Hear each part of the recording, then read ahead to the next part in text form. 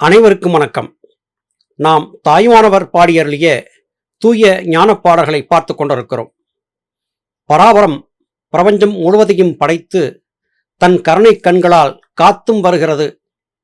பராபரத்தின் உயர்ந்த அந்த சிந்தனையை புரிந்து கொண்டு விட்டால் நம்மையும் அறியாமல் கண்கள் பணிக்கும், கரங்கள் குவியும் என்கிற கருத்துக்கள் சொன்ன பாடல்களை கடந்த பதிவிலே பார்த்தோம். ஆம், பராபரத்தின் கருணையை எண்ணி ஒருவன் விளங்கி கொண்டு விட்டால் அவனால் துன்பத்தை பற்றி சிந்திக்கக்கூட முடியாது என்பதே கருத்தாகிறது. இன்றைய பாடல்களிலும் மிக மிக அழகாக நம்முடைய இதயங்களை வருடிச் செல்லக்கூடிய கருத்துக்கள் வர இருக்கின்றன.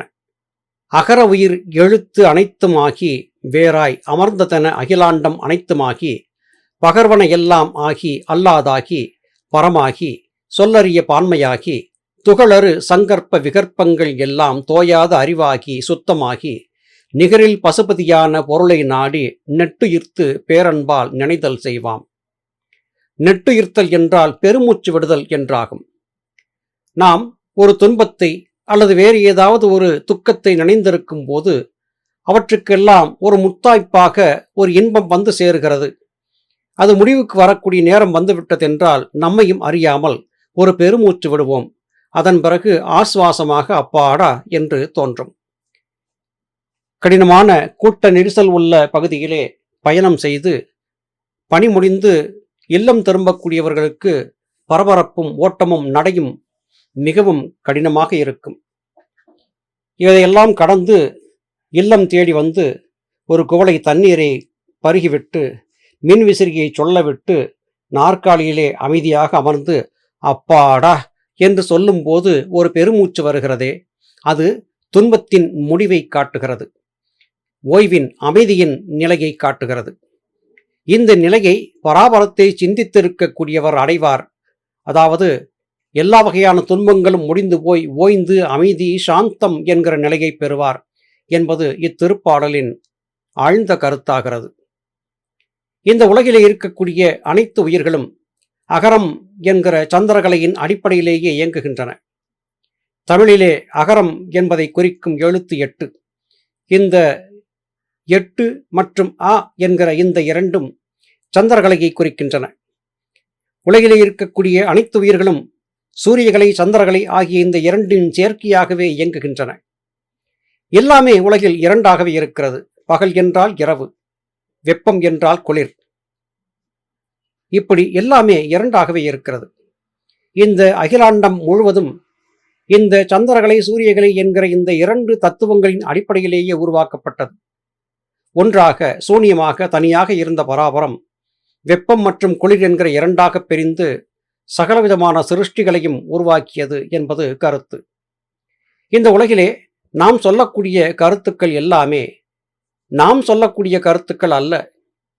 இந்த கருத்துக்கள் நம்மால் சிந்திக்கப்பட்டவையும் அல்ல. பராபரத்தால் நம் தலைக்குள்ளே திணிக்கப்பட்ட கருத்துக்கள் என்று புரிந்து கொள்ள முடிகிறது. இதை இன்றைய விஞ்ஞானமும் கூட ஒரு விதமாக ஒப்புக்கொள்கிறது. இதை அவர்கள் சொல்லும்போது ஆகாஷிக் ரெக்கார்ட்ஸ் என்கிற வகையிலே வகைப்படுத்துகிறார்கள். ஆகாய பேரேடுகள். மனிதனுடைய ஒவ்வொரு செயலும் சிந்தனையும் ஆகாயத்திலிருந்து அவன் தலைக்குள்ளே கட்டளைகளாக அனுப்பி வைக்கப்படுகின்றன. அது எங்கிருந்து வருகிறது என்பது தெரியவில்லை என்பதாக விஞ்ஞானிகள் சொல்லுவதாகவும் நாம் தற்காலத்திலே கேட்டுக்கொண்டிருக்கிறோம்.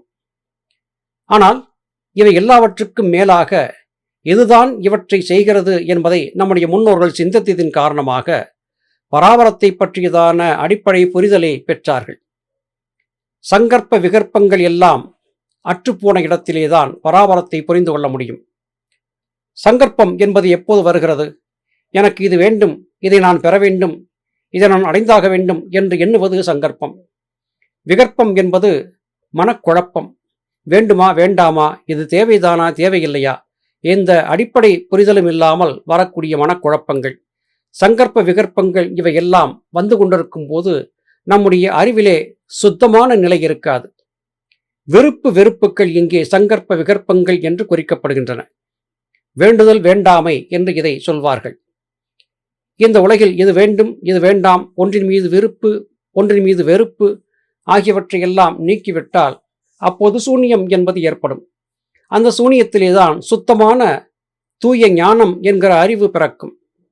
இந்த அறிவு பிறக்கும் போதுதான் எந்த விதத்திலும் ஒப்புமை சொல்லப்பட முடியாத பசுபதி என்று அழைக்கப்படக்கூடிய மனதை தன்னகத்தே ஒடுக்கிக் கொண்டு விட்ட ஆத்மாவின் தத்துவம் வெளிப்படும்.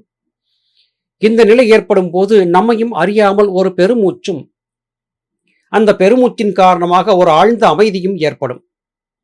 முன்பு பார்த்த பாடல்களிலே பராபரத்தின் இனிய சுவையை உணரும் போது கண்ணீர் வரும் என்று சொன்னார். இப்போது ஒரு பெருமூச்சு ஏற்படும் என்று குறிப்பிடுகிறார். எத்தனை அழகாக தனக்கு ஏற்பட்ட அனுபவங்களை இங்கே தாயுமானவர் சொல்லுகிறார் பாருங்கள்.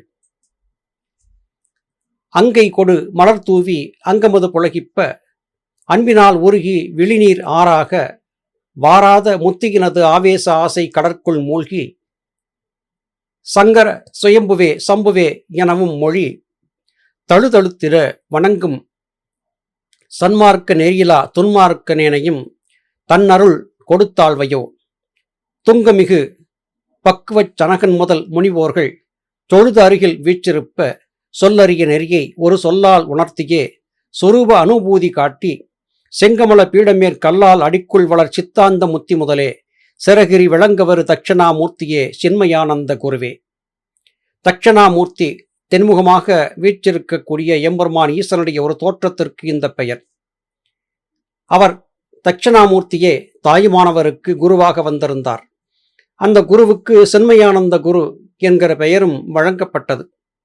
எல்லாம் பராபரமே.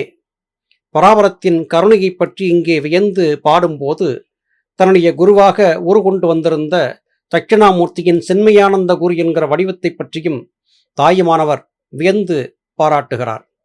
பொதுவாக பூசை செய்யும் போது கரங்களிலே மலர்களை அள்ளி நமக்கு விருப்பமான ஈசனுடைய வடிவத்தின் மீது தூவி வணங்குவது வழக்கம்.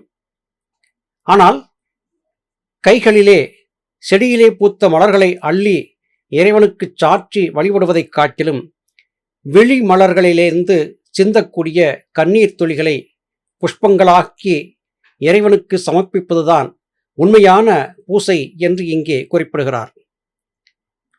இது அன்பின் காரணமாக ஏற்படும்.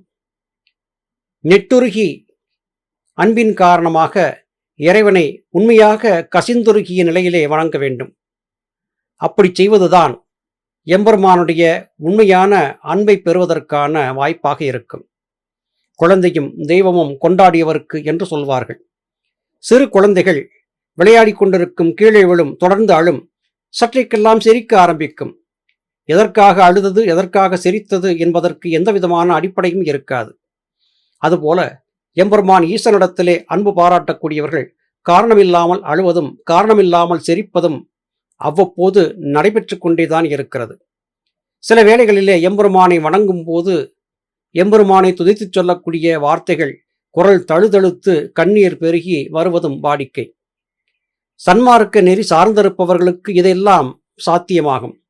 ஆனால் சன்மார்க்கத்தை தவிர்த்து பராபரம் சகல உயிர்களையும் படைத்தது. அந்த பராபரத்தால் படைக்கப்பட்ட உயிர்குலத்திலே மனிதன் என்கிற நானும் ஒருவன் என்பதை மறந்து துன்மார்க்க நெறி சார்ந்து பற்பல உயிர்களை வதைத்தும் கொன்றும் அவற்றின் ஊனினை எடுத்து உண்டும் வாழக்கூடிய வாழ்க்கை துன்மார்க்க வாழ்க்கை என்று அழைக்கப்படுகிறது. பராபரம் உன்னை படைத்ததைப் போலவே பிற உயிர்களையும் படைத்தது. பராபரத்தின் விருப்பத்திற்கு மாறாக பராபரம் படைத்த உயிர்களை நீ வதைக்கிறாயே, அப்போது உனக்கு பராபரத்தின் அருளோ அனுக்கிரகமோ கிடைக்காது என்று தாயுமானவர் எங்கே வெளிப்படையாகச் சொல்கிறார். பக்குவப்பட வேண்டும். அப்படி பக்குவப்பட்டவர்கள்தான் உண்மையான பராபர தத்துவத்தை உணர முடியும். இப்படிப்பட்ட ஒரு நிலை சனகன் என்பவருக்கும் சனகனுக்கு பின் வந்த முனிவர்களுக்கும் ஏற்பட்டது. சனகன் என்பவன் பகவான் ஸ்ரீராமருடைய மனைவியின் தந்தை, அதாவது மாமன் என்பது நம் அனைவருக்கும் தெரியும். சனகன் வேந்தனாக இருந்தாலும் கூட அவன் நிறை ஞானியாக இருந்தான். ஞானத்தை பெறுவதற்காக பற்பல விதமாக தவம் இயற்றியும் பற்பல ஞானிகள் மகான்களுடைய ஆசிகளை அனுபவங்களை உள்வாங்கியும் பக்குவப்பட்டவனாக இருந்தான். சனகனை ராஜரிஷி என்றே எல்லோரும் அழைத்தார்கள். அஷ்டவக்ரர் என்கிற மகா குரு ஒருவர் வாய்த்திருந்து சனக மன்னனுக்கு தூய ஞானத்தை காட்டிக் கொடுத்ததை அஷ்டவக்ர கீதை என்கிற நூலிலே பார்த்தோம். இப்படி மன்னனாக இருந்தாலும் கூட தன் நிலை உணர்ந்து பெரிய நிலையிலே வாழ்ந்திருந்தவன் சனக மன்னன். இதுபோல எண்ணற்ற முனிவர்கள் சித்தர்களும் வாழ்ந்திருந்தார்கள். இப்படி தத்தமது நிலையிலே வாழ்ந்திருந்து அனுபவத்தை பெற்று அந்த அனுபவத்தை மற்றவர்களுக்காக சொல்லிச் சென்றிருக்கக்கூடிய அனுபவசாலிகளுடைய வார்த்தைகளை உள்வாங்கிக் கொள்ளாமல் ஏதோ வணிக நோக்கிலே வியாபாரம் செய்யக்கூடிய வெகு சிலர் சொல்லக்கூடிய கருத்துக்களை வாங்கி அது காரணமாக ஆன்மீகம் என்கிற பெயரிலே, தியானம் தவம் என்கிற பெயரிலே எதையெதையோ கற்று இந்த மனிதர்கள் வீணாக்கி கொண்டிருக்கிறார்கள் என்பதை பார்க்கும்போது நிச்சயம் நமக்கு வருத்தம் தான் ஏற்படுகிறது. பராபரத்தினுடைய தத்துவம் என்பது சொல்லறிய நெறி. அதை ஒரு சொல்லால் எனக்கு சின்மயானந்த குரு உணர்த்தினார் என்று குறிப்பிடுகிறார். என்ன சொல்லால் உணர்த்தினார்? எந்த சொல்லுமே சொல்லவில்லை. அவர் சொன்ன சொல் ஒரே ஒரு சொல்தான், சும்மா இரு சொல்லற என்றே சொன்னார்.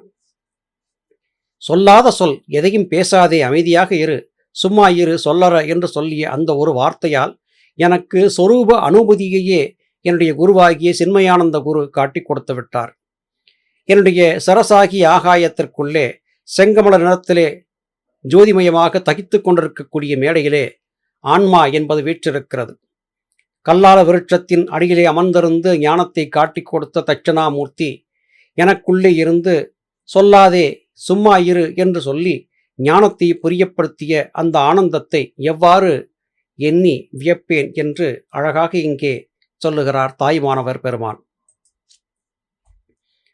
ஆக்கை எனும் இடிகரையை மெய்யென்ற பாவி நான் அத்துவித வாஞ்சையாதல் அரிய கொம்பில் தேனை முடவன் இச்சித்தபடியாகும் அறிவு அவிழ இன்பம் தாக்கும் வகையேது.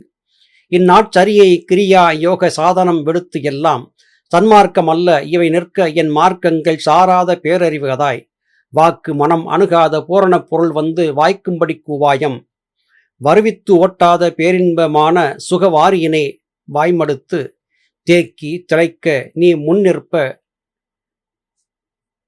முன்னிற்பது என்று கான் சித்தாந்த முத்தி முதலே சிறகிரி விளங்கவரு தட்சிணாமூர்த்தியே சின்மயானந்த குருவே. ஆக்கை என்பது நாம் சுமந்திருக்கும் இந்த பருவுடல். இந்த பருவுடலிலே வாழ்ந்திருப்பது என்பது இருபக்கமும் கரை இருந்தாலும் கூட மிகுந்த ஆக்ரோஷமாக பாய்ந்து கொண்டிருக்கக்கூடிய ஒரு நதிநீரின் ஓட்டத்தைப் போல நம்முடைய வாழ்க்கை ஓட்டம் என்பது ஓடிக்கொண்டிருக்கிறது. ஆனால் இந்த உடலிலே வாழ்ந்திருக்கும் நான் எதற்காக இந்த உடல் எடுத்தேன் என்று சிந்தித்து பார்த்தால் தொடர்ச்சியாக நான் கடந்த பிறவிகளிலே செய்து வந்திருந்த பாவ கர்மங்களை தீர்ப்பதற்காக என்றே ஆகிறது. அத்வைத நிலையிலே நான் வேறு பராபரம் வேறு என்கிற சிந்தனையை அற்று நானே பராபரம் என்கிற உண்மையை நான் எப்போது புரிந்து கொள்கிறேனோ அப்பொழுது மாத்திரமே எனக்கு தூய ஆனந்தம் கிடைக்கும். தேனை உண்ண வேண்டும் என்று கருதக்கூடிய ஒரு முடவன் தனக்கு எட்டாத உயரத்திலே ஒரு கொம்பிலே இருக்கக்கூடிய தேனடையை பார்த்து வெறுமனே நாக்கை சப்பை கொட்டிவிட்டு கடந்து செல்வதைப் போல பராபரத்தை நாம் அடைய முடியாதோ என்கிற இயக்கத்திலே அங்கலாய்ப்பிலே நம்முடைய பெரும்பகுதி வாழ்க்கை நகர்ந்து கொண்டிருக்கிறது. சரியை கிரியை யோகம் ஞானம் என்றழைக்கப்பட்ட 4 படிநிலைகளிலே ஒவ்வொன்றாக குருமார்கள் காட்டிக் கொடுத்தபடியாக மெல்ல மெல்ல பயணிக்கக்கூடிய ஒருவன் தூய ஞானத்தை படிப்படியாக அடைவான். இதை சாதித்துக் கொள்வதற்கு சன்மார்க்கம் சார்ந்து நிற்க வேண்டும். சன்மார்க்கம் சார்ந்து நிற்க வேண்டும் என்றால் வாக்கு மனம் ஆகியவை ஒற்றை புள்ளியிலே இணைய வேண்டும். அதாவது மனம் புத்தி சித்தம் அகங்காரம் என்கிற இந்த 4ம் புருவ மத்தியத்திலே இணைந்தாக வேண்டும். இவையெல்லாம் எப்போது இணைகின்றனவோ அப்பொழுது மாத்திரமே நமக்கு பூரண பொருளை பற்றியதான புரிதல் ஏற்படும். அதுவரையிலும் நம்முடைய வாழ்க்கையிலே போராட்டங்கள் இருந்து கொண்டேதான் இருக்கும்.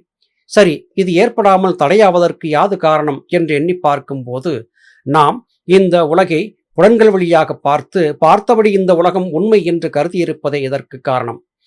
புலன்கள் வழி பார்க்கும் உலகம் ஒரு மாயைக் காட்சி. இதிலிருந்து நாம் எதையும் அறிந்து கொள்ள முடியாது என்கிற உண்மையை புரிந்து கொண்டு விட்டால் உண்மையிலேயே திகட்டாத பேரின்ப சுக ஆனந்தத்தை நம்மால் அனுபவிக்க முடியும். எந்தவிதமான இந்த உலகத் துன்பங்களும் நம்மை அணுகாமல் இருக்கும். சித்தம் என்பது அறிவு. அறிவு எங்கே சென்று முடிகிறது என்றால் ஆன்மாவிலே சென்று முடிகிறது. ஆனால் அறிவு புறத்திலே சலித்து கொண்டிருக்கும் மனதையும் புத்தியையும் அகங்காரத்தையும் தவிர்க்க வைத்து தன்னை நோக்கி இழுப்பதற்கு இடைவிடாது முயன்று கொண்டே இருக்கிறது. இதையெல்லாம் சாதிக்க வேண்டும் என்றால் நம்முடைய தலையாகி ஆகாயத்திற்குள்ளே தங்கியிருந்து நம்மை இயக்கிக் கொண்டிருக்கக்கூடிய பராபரம் நம் மீது கருணை கொண்டு நம்மை ரட்சிக்க முன்வர வேண்டும். அப்படி ரட்சிக்கக்கூடிய பராபரத்தை நாம் அடைய வேண்டும் என்றால் நமக்கென்றே வாய்த்திருந்த சத்குருவின் அன்பும் ஆசியும் கிடைத்தாக வேண்டும். எனக்கு சென்மயானந்த குருவின் அன்பும் ஆசியும் கிடைத்துவிட்டது. உங்களுக்கான குருவை பக்குவப்படும் போது நீங்கள் பெறுவீர்கள் என்று தாய்மான சுவாமிகள் இங்கே குறிப்பிடுகிறார். நல்லது சகோதர சகோதரிகளே, மீண்டும் அடுத்த பதிவிலே உங்களை சந்திக்கிறேன். அதுவரையிலும் நன்றி, வணக்கம்.